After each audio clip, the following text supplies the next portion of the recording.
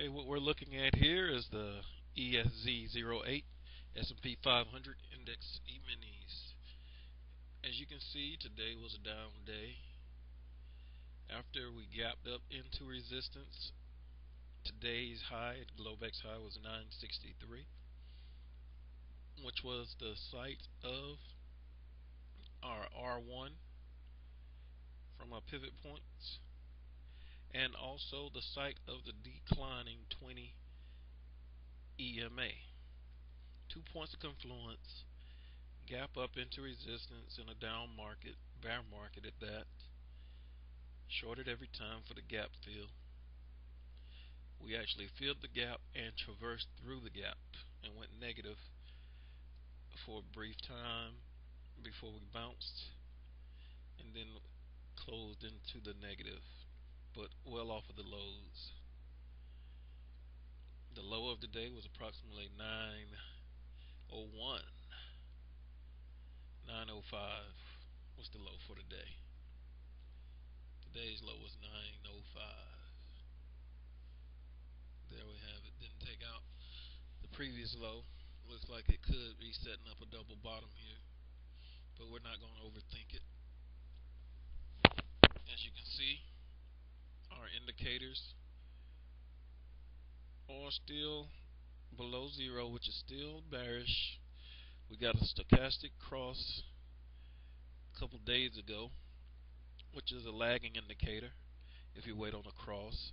Some people like to trade when it comes from an overbought territory. Some people like to trade once it starts hooking, depending on what other areas of confluence you have.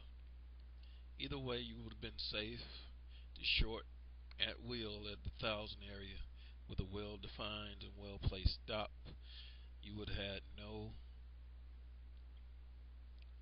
chance of getting stopped out. It's been straight down since. As you can see, our DMI ADX is showing that the downtrend is abating somewhat, but definitely not an uptrend. So we seem to be consolidating, maybe even range bound for a minute. A lot of room to go down without making new lows, and we could actually put in a higher low even if we go down to the 875 area, which appears to be the site of the Bollinger Band. The lower Bollinger Band is actually at 871 precisely. So we could go down to that 871, 850 area, possibly a little higher.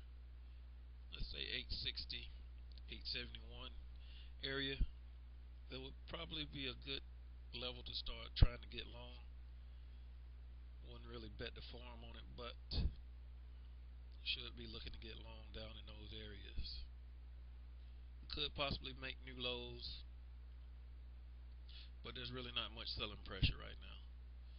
Any selling appears to be forced selling or just liquidation. They've beaten everything down so much that we'll probably get a bounce and do it all over again once people realize that things are a lot worse than they believe. The Fed and the Treasury and governments around the world are throwing everything but the kitchen sink at this crisis, which really is not a crisis. Appears just to be the normal business and credit cycle. As we know, as traders and technical analysis, things always revert back to the mean. But sometimes they overshoot to the downside while they're reverting. So, are we oversold? Probably. Will we go lower? Probably. But good thing about being a day trader, we don't have to worry about such things. The numbers for the day are posted immediately after this post, but we will probably have a turnaround Tuesday. Hope still springs eternal, and there still seems to be some confidence left that the government can somehow do something about these markets. But we're going to trade what we we think. No need in trying to time a reversal. The average true range on the S&P is about 50 points. It's been about 50 points for the past 2 months. That's ample opportunity for us to get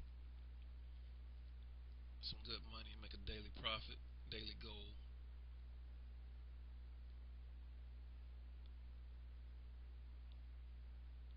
And that's what we'll seek to do.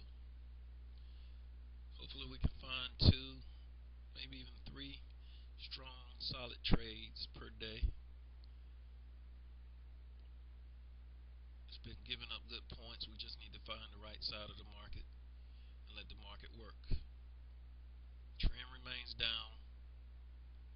However, you know and have witnessed that bear market rallies can be vicious. So we will keep our stops in, and we will plan the trade and trade the plan. Have a good night.